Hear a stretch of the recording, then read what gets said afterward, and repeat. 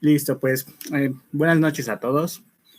Como cada sábado estamos aquí, ahora tenemos una plática muy interesante. Tenemos para eso una invitada experta en cultura y políticas públicas.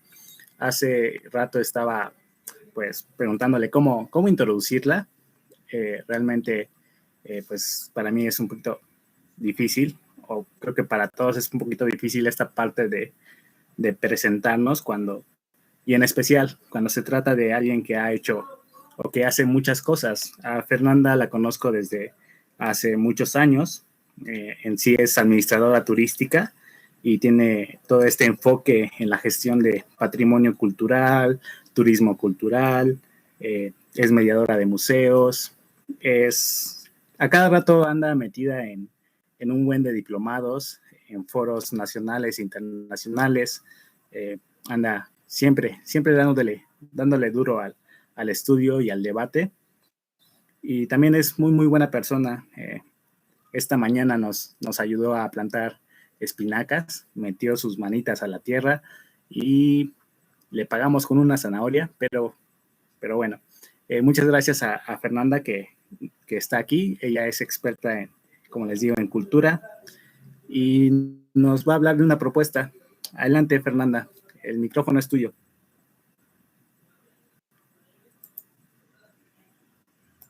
Listo. Bueno, ¿me pueden decir si me escuchan, por favor? Sí, te escuchamos claro como el agua. Vale, muchísimas gracias por esa introducción y les voy a compartir ahora sí pantalla, esperando que sí se pueda. Igual me dicen si pueden verla. Sí, ya estás compartiendo tu pantalla y vemos una presentación que dice propuesta de asignación de recursos.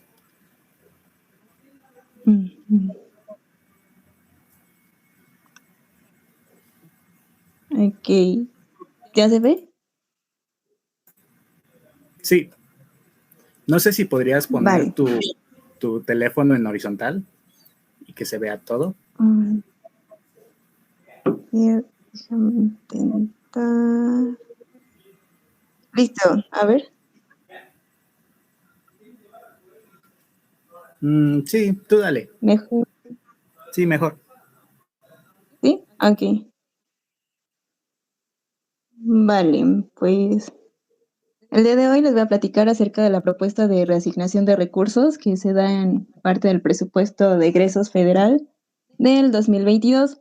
Esto va a ser muy importante porque se discute dentro de la parte del sector cultura qué está sucediendo con esta parte de los egresos y hacia dónde se van. Si bien recordamos que parte del plan del desarrollo nacional está programado para un megaproyecto en la parte del sector cultura, que es el complejo cultural del bosque de Chapultepec, Naturaleza y Cultura. Parte de este proyecto causó mucho furor, dado que la mayoría del presupuesto por parte del sector cultura se va a ir directamente a estos proyectos, lo que generó un poco de debate acerca de qué es lo que se va a hacer. Dentro de este complejo es un megaproyecto dado que está dividido en 3 secciones. Está la sección acerca de casas de cultura, como la Casa del Maíz, Casa del Lázaro Cárdenas, parte del cubo acústico y algunos recintos culturales, incluso la parte del zoológico de Chapultepec. En la segunda sección, pues parte del Museo Nacional de Historia. En la tercera, pues diferentes parques que lo van a conjuntar. Parte de esto de complejo nos comentan que va a aumentar la oferta cultural y ambiental para que más personas puedan acceder al bosque. Así se convierta en un punto de encuentro de la Ciudad de México y del país. Sin embargo, al contemplar que el mayor presupuesto se va a ir a este megaproyecto, empiezan a incidir dónde se encuentran las demás áreas y cómo vamos a progresar si no tenemos dinero para poder impulsarlas.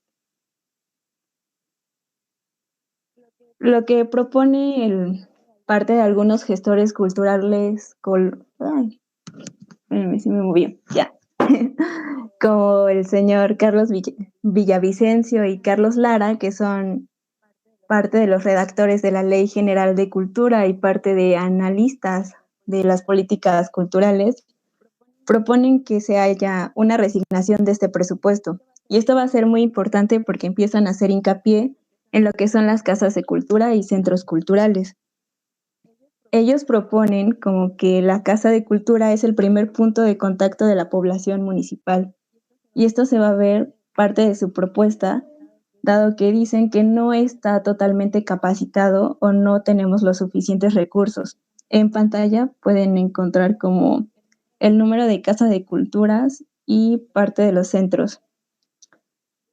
Comentan que va a ser muy importante resaltar estos centros porque es el punto culmine donde todos nos podemos reunir desde diversos talleres de música, danza. ¿Y qué pasa si apagamos estos puntos? Lo que sucede es que empezamos a centralizar lo que es parte de la cultura en la Ciudad de México. Y eso nos lleva a crear un modelo totalmente distinto y la distribución de riqueza, tanto cultural como turística, no cae en una diversificación dentro de todos los países.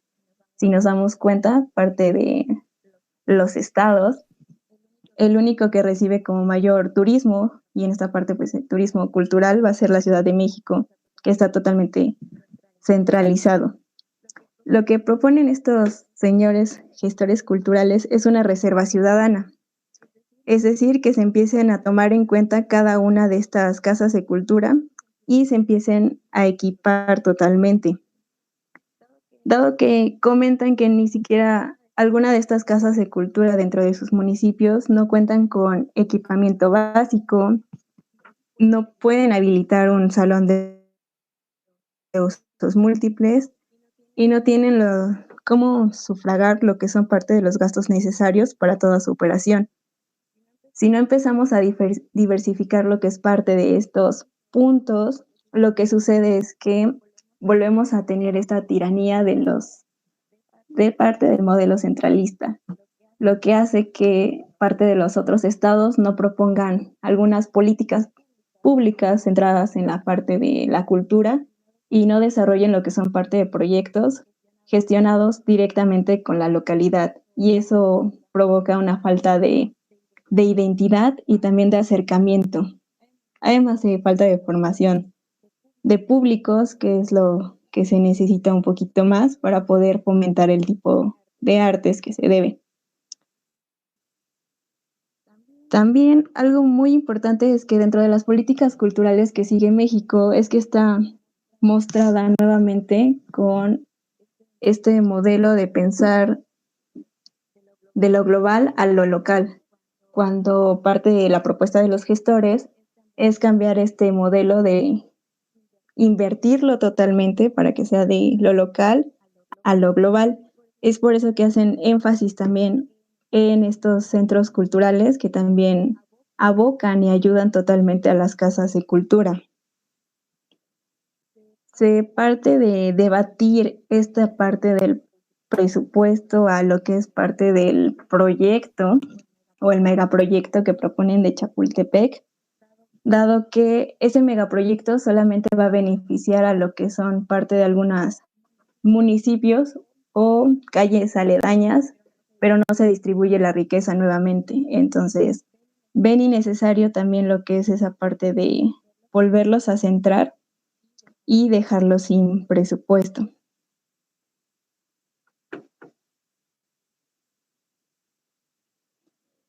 Y aquí en pantalla, espero que se pueda notar, vemos una tabla. Lo que hacen estos gestores es algo muy importante, que es hacer un análisis que va desde el año 2012 al 2022. ¿Qué pasa si nosotros no nos involucramos en lo que es en esta parte del sector cultural y el cuestionamiento de a dónde van parte del presupuesto de egresos de la federación? Lo que sucede es que va a ir disminuyendo lo que es parte de este presupuesto al sector cultura. Por ejemplo, vemos en pantalla el año 2012 que contábamos con un gasto del 40.45 Si lo comparamos con el año del 2022, que es lo que se propone, tenemos parte del 0.21, es decir, casi más de la mitad se ha reducido lo que es parte del gasto, y esto se ha ido acaparando por grandes megaproyectos, pero nunca se ha estado pensando en lo que es parte del desarrollo de cada estado y cómo se puede hacer parte de proyectos integrales para que todos puedan nivelar tanto la afluencia turística, tanto cultural. Y esto va a ser muy importante porque si nosotros no preparamos proyectos integrales, lo que sucede es que nos van a seguir reduciendo lo que es parte del presupuesto de cultura, y eso aboca a que parte de los programas y planes que se desarrollen, nosotros no podamos bajar fondos dentro de las convocatorias para poder crear nuestros propios proyectos de gestión cultural o parte de turismo cultural. Entonces, es necesario involucrarnos para saber cómo y de qué manera nosotros podemos incidir. En este caso, el ejemplo que vemos con los gestores es que ellos proponen lo que es parte de una iniciativa ciudadana que fue cobijada por parte de de diputadas. Y esto es muy importante por la parte de la comunicación que ellos pueden generar a través de un problema que ellos mismos visibilizan y cómo lo pueden activar. Bueno, y ahora nosotros, ¿cómo nos podemos involucrar desde nuestra propia pertinencia, que es algo muy importante? Tal vez no tengamos como un impacto muy alto, pero sí cómo podemos avanzar para que esto no solamente quede en el conocimiento, sino también vayamos en la parte de la praxis. Y les presento esta parte de la convocatoria que acaba de sacar lo que es la Secretaría de Economía. Si ustedes se dedican a lo que es parte de las industrias creativas, que es muy importante dentro del sector cultura, dado que ustedes pueden abocarlo también si practican cine o parte de colectivos, artistas. Esto va a ser muy importante porque empiezan a formalizar lo que es parte de esta industria creativa. Es decir, que les van a dar bases para poder formular perfectamente lo que es parte de su proyecto. Ustedes pueden mandar su convocatoria y las selecciones de 60 participantes, y esto les va a ayudar a formar lo que son parte de sus proyectos. Un problema que se ha detectado dentro de la gestión de cultura es que la planeación y la evaluación no son llevadas a cabo adecuadamente. Es por eso que hay algunos proyectos que tienen ideas ingeniosas, pero fracasan porque no hay modelos de evaluación ni indicadores que nos puedan ayudar a darle un seguimiento. También parte de cómo involucrarse y que tu proyecto tenga parte de incidencia social, que va a ser muy importante para que tu proyecto perdure totalmente en la localidad.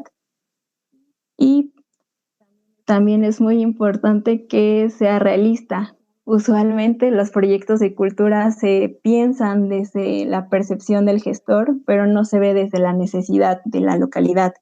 Es por eso que muchos proyectos también no duran o no son seleccionados. En esta parte de qué podemos hacer nosotros es formalizar parte de nuestra formación o ser un poco conscientes de la importancia de la planeación y la evaluación. Parte de su temario es muy bueno, incluso Carlos Lara, quien propuso parte de esta iniciativa, también va a impartir algunos módulos, y parte de los módulos me parecen bastante interesantes porque hablan acerca de los enfoques territoriales, cómo nosotros podemos incidir en ciertas localidades, pero también delimitarlas.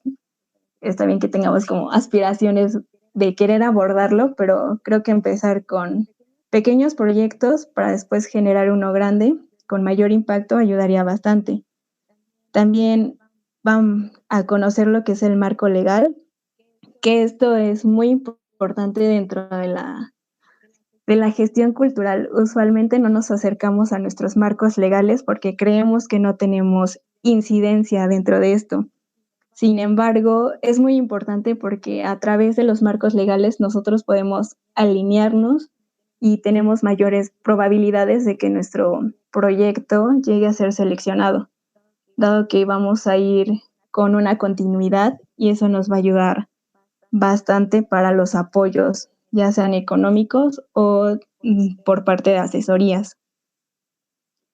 Algo también que resalto bastante es como dan esta parte de las bases mínimas para las creaciones de radios digitales y podcasts, que es algo nuevo que ha estado totalmente en auge y que se pueden posicionar totalmente claramente pues en la parte de tu segmentación de mercado, pues pueden ser jóvenes, pero también cómo nosotros podemos incidir a través de las nuevas plataformas y de la manera que nosotros podemos llegar. Además, también la parte de la responsabilidad cultural empresarial. Esto va a ser muy importante porque hay diversos debates acerca de cómo la cultura se puede gestionar si es totalmente grande y es muy difícil dado que tiene diversos actores que están involucrados. Y esto se da a través de las cadenas de valores que nosotros podemos generar y también una distribución económica equitativa dentro de los artesanos, bueno, si se dedican a ello, o parte del teatro, parte del cine, que va a ser también como muy importante, cómo nosotros podemos involucrarnos socialmente que ayuden en esta parte.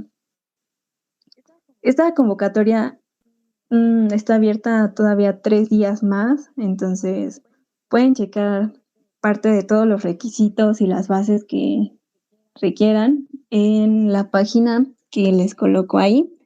Y esto va a ser de suma importancia porque formalizar parte de las industrias creativas ha sido muy complicado, dado que no han existido como investigaciones que se generen a través de estas, dado que llega a ser muy complicado porque no se tiene la formación y no se tiene la investigación totalmente. Entonces, lo que hace es que tengamos actores dentro de estas industrias totalmente disipados y no se puedan crear estrategias para poder apoyarlos y fomentarlos.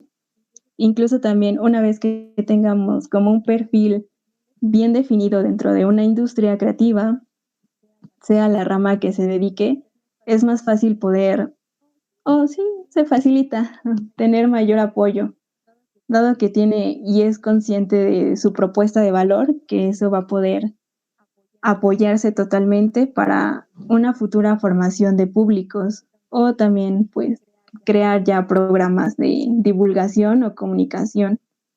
Y esto facilitaría también como el posicionamiento y ayudaría a reducir y a justificar que nosotros podamos luchar por un incremento dentro del presupuesto de cultura y que no se esté reduciendo, dado que también hay ciertas partes que el presupuesto de cultura se va totalmente a la parte administrativa y a la parte técnica.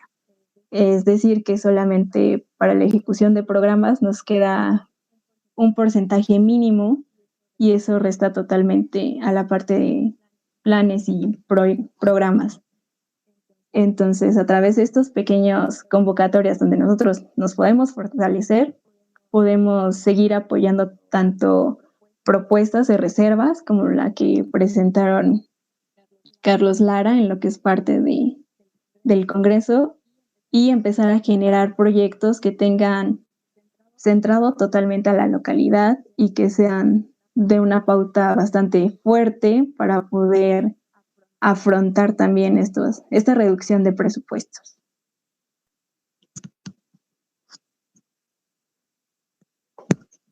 Bueno, hasta aquí me quedaría.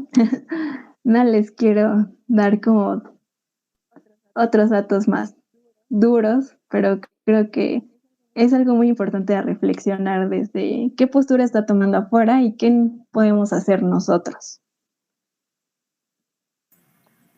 Wow, sí, este tema, si lo hubiéramos tocado hace un par de semanas o la semana pasada, pues estaría muy, muy calientito en el tema de, precisamente en el programa de egresos de la Federación que se estaba discutiendo en las cámaras. apenas el 25 quedó, o por mandato o por calendario, tiene que quedar antes del 25, entonces me imagino que estuvo muy movido. Hay que darle ese reconocimiento a Carlos Lara y a Villavicencio por todo el movimiento que hicieron. Está muy interesante, la verdad. También esta propuesta que nos traes de efectivamente formalizar la cultura o los programas culturales y poder así justificar o darle un revés a la pérdida de presupuesto, pues está muy, muy interesante. Vi en tu tablita que había 136 casas de cultura en Puebla. Eso está bastante interesante. Igual he visto muchas en la ciudad y también lejos de la ciudad, pues igual encuentras ahí las comunidades pequeñas que tienen ahí sus casas de cultura y efectivamente sufren de estos equipamientos, parecen un poco abandonadas, como que muy a la deriva. Entonces, vamos a abrir el micrófono para que la gente pueda elaborar una ronda de preguntas. Recogemos 4 o 5 preguntas, contestamos y luego seguimos con otras 4 o 5 preguntas así para iniciar un diálogo. No sé si alguien quiera, para empezar, hacer una pregunta. Podrían servirse de levantar la manita para que aprovechemos a Fernanda que está aquí y nos pueda iluminar. Por ejemplo, aquí dice Irving, no saben como cuántas casas de cultura hay en la Ciudad de México. ¿Tienes tu tablita ahí a la mano, Fer? Sí, en Ciudad de México hay 268. ¡Hala! ¡Hala! Sí, es la que más tiene, pero como bien dices, creo que habilitar estos puntos donde son un punto medular sería bastante para poder acercarnos, porque incluso llegamos a cuestionarnos el por qué no van al teatro, por qué no van a conciertos que ofrece o que oferta lo que es parte del gobierno. Si nuestros puntos medulares no están activos, pues nunca se van a poder acercar. Y las únicas que están activas son parte de las que están en el centro histórico, por ejemplo, las que son ciudades, patrimonio. Entonces, eso vista mucho en que están activas porque hay turismo, pero debemos de pensar también o repensar y reflexionar en el turismo no solamente como un detonador en la parte económica. Sí, pero siempre debe estar centrado en la localidad. Entonces debemos de cambiar el modelo que se está manejando totalmente centrado en el turista para que esté centrado en la localidad. Si tenemos lo que es parte de una localidad con identidad fuerte, va a ser más sencillo que nuestro impacto dentro de la cultura se vea reflejado en la parte de las ventas, por ejemplo, de las artesanías, o también en otro tipo de consumos culturales, por ejemplo, en la parte del turismo rural, también activar sus casas de cultura ayudaría muchísimo a nuevos ingresos. Entonces, creo que es una buena propuesta donde nosotros podemos incidir en estas pequeñas activaciones. Ok, muy interesante. Adelante, Oscar. Hola, buenas noches, Fer. Primero que nada, muchas gracias por tu ponencia. Y tengo dos preguntitas. La primera es relacionado a lo de la pandemia. eh, ¿Cómo fue que le hicieron las casas de cultura como para mantenerse funcionando si las personas ya no asistían? Bueno, en mi caso yo ya no pude pues, salir de mi casa casi, así que desconozco de esa parte. Y la otra es, no sé si sepas que las bibliotecas, esas creo se mantienen cerradas al día de hoy, pero las casas de cultura ya están abriendo. O si es que ya cambió esa situación, me podrías comentar. Quisiera saber si ya están abriendo en la Ciudad de México o en Puebla. Muchas gracias.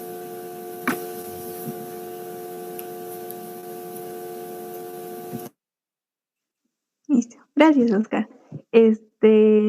Respecto a la pandemia fue algo muy complicado porque Imagínense, no tenían un buen internet, ni siquiera tenían equipo de cómputo, entonces también fue un desafío bastante grande, incluso lo vimos en los museos, dado que muchos cerraron, muchos no tenían la digitalización de su acervo, entonces no podían hacer promoción a través de las redes sociales o con una buena calidad. Parte de lo que visibilizó la pandemia es la falta de equipo que se tenían dentro de casas de culturas y de museos.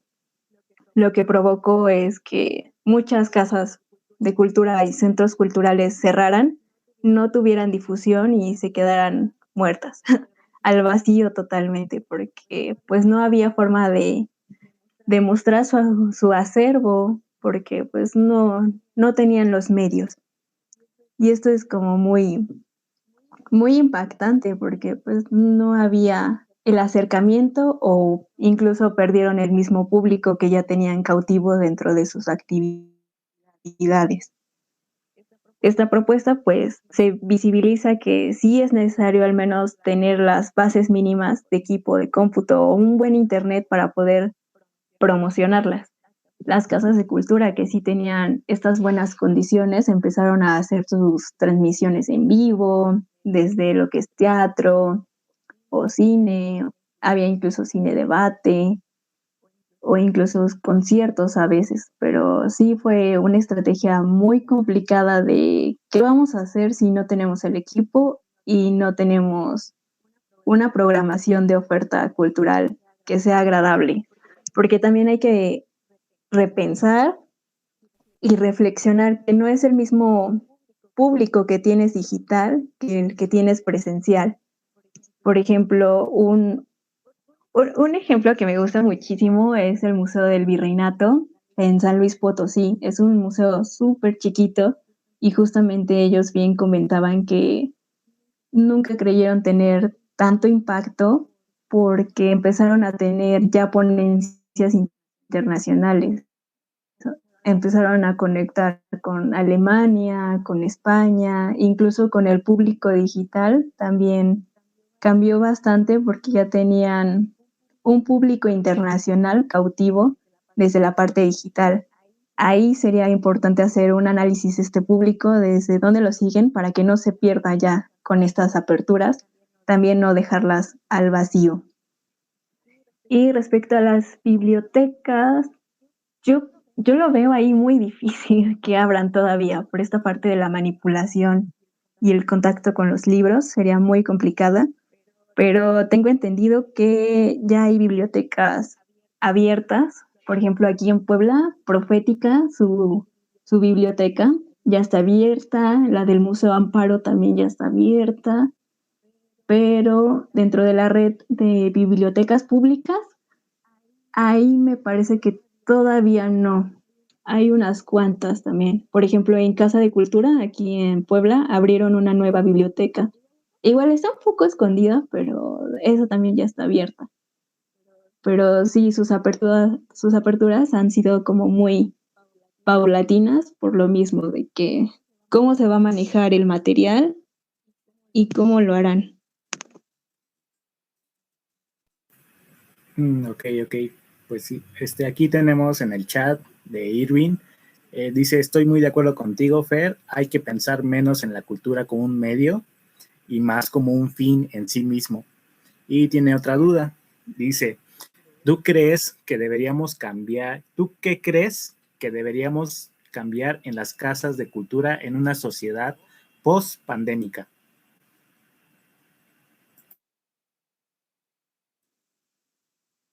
Ay, está difícil.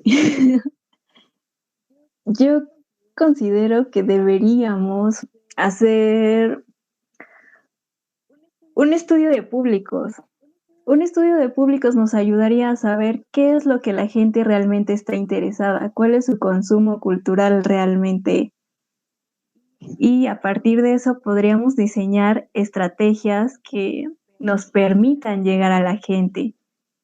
Dado que la gente, bueno, parte de las casas de cultura oferta como quinteto de metales o parte de ópera y es como, ajá, pero tu población no está acostumbrada a eso. ¿Cómo le explicas la importancia de la ópera o de los quintetos de metales? es muy complicado hacer como esta parte del acercamiento a la cultura cuando también no contempla sus necesidades. El estudio de públicos nos va a ayudar a saber cómo está la situación, qué les interesa y cómo podemos llegarle. Esta parte, por ejemplo, de la ópera, pues debería hacerse a través de una formación de públicos, pero estos tipos de proyectos son de mediano a largo plazo, entonces debería pasar por ciertas etapas que se propone por la parte de la formación de públicos. Como es un proyecto a largo plazo, parte de la formación de públicos, deberíamos como que empezar a obtener datos y empezar a investigar, que es algo muy, muy importante y que no se hace dentro de la cultura. O sea, hacemos bastantes ofertas, pero no hay demanda. O si la hay, está mal canalizada también. Creemos que si yo pongo esta ópera, pues a ver quién llega, pero de eso no se trata. También necesitamos segmentar perfectamente a nuestro público para poder entenderlo. Incluso considero que deberíamos hacer primero un diagnóstico. ¿Cómo están nuestras casas de cultura? ¿Qué están ofertando? Y si está realmente, ¿cuál es el impacto que realmente está funcionando? Por ejemplo, regreso a esta parte de la formación de públicos, hay unas formulaciones de estrategia. Pues si sabemos que nuestro público no consume ópera, pero queremos que lo haga, pues existe una fase que es de curiosidad y aproximación. Esto nos permite como tratar de maravillarlos, de entender la importancia, pero ir poco a poco. Después como una fase siguiente de prueba, como para ver qué tanto se puede dar, y al final pues se da la fase de desarrollo de confianza y la fase de desarrollo de compromiso. Y esto es muy importante cuando ya empieza a ser como parte de un visitante asiduo, poco a poco lo vas a ir captando. Y lo mismo pasa, por ejemplo, con las artesanías. Decimos que no, la gente no valora las artesanías, pero es justamente esto. También hay que hacer una cruce de variables entre la economía y la educación, que eso va a ser muy importante. Entonces, poco a poco ahí se podría hacer. Pero para sintetizar todo esto, yo creo que deberíamos hacer un diagnóstico de necesidades. Wow, wow, realmente toda una experta aquí. Igual, tocando este tema de pandemia, pues igual, ¿no? Muchas casas de cultura, como tú dices, pues murieron, quedaron muertas, inactivas, inertes, pero también hubo como otras manifestaciones culturales independientes. Y son como esas manifestaciones culturales que no están formalizadas. Entonces creo que ahí viene como este punto de tocar eso precisamente, ¿no? De invitarlos a participar en el presupuesto, a que ellos también gocen de una parte del pastel. Y pues ahí está la convocatoria. Está muy interesante la convocatoria. Es una lástima que queden 3 días. Podríamos armar nuestro podcast en 2 días y meterlo ahí. No sé ustedes qué digan. Pero bueno, ahí está, para gente que conozcan, que realmente le mueve a esta parte de la cultura, del arte, y realmente busquen apoyos para su industria creativa, pues ahí está el link. No sé si alguien quiere más abonar algo, y yo creo que ya estamos en buen tiempo. Parece que no, nadie quiere participar. Y pues muchas gracias, Fer. Muchas gracias por estar aquí, porque yo sé que tienes una agenda muy, muy ocupada, que incluso ya no son horas para ti de andar hablando. Ya debes estar cansadísima, pero realmente apreciamos tu participación y esperamos darte un regalito por ahí. Pues gracias por venir, Fer.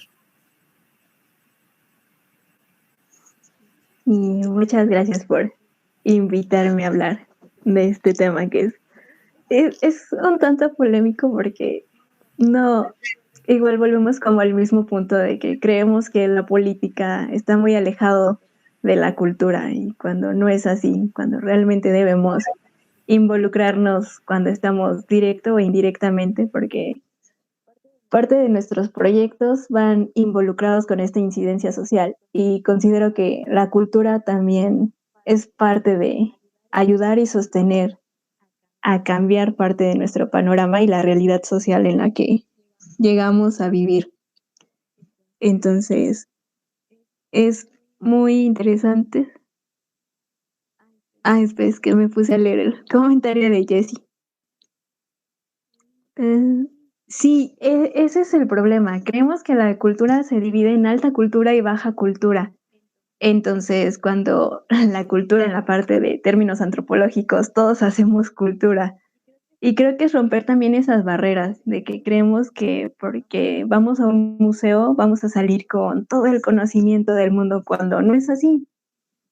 Los museos lo que propician son espacios de socialización y esto nos ayuda, ya dependiendo de los intereses de cada quien, si en profundizar en la parte de educación o en la parte artística o solamente ir por ocio, que también es muy válido y a esto se da también parte de la formación de públicos. Poco a poco vamos nosotros como institución acercando e interesando, pero sí derribar totalmente este paradigma de que existe la alta y la baja cultura y si no tienes cultura o si no sabes, te relegas totalmente. Creo que eso es algo muy importante para cambiar y las casas de cultura pueden abonar a ello a través de sus actividades y programas.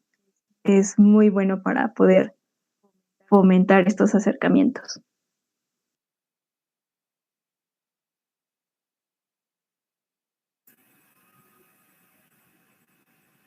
Sí, muy bien, muy bien. Me gusta, me agrada eso. Yo voy a los museos a ligar, por ejemplo, pero bueno, eso ya será otro tema para otras ocasiones. Pues muchas gracias a todos, a Irving, Oscar, Jesse, Junuen, a todos aquellos que nos están escuchando en diferido. Les mandamos un gran saludo y un abrazo.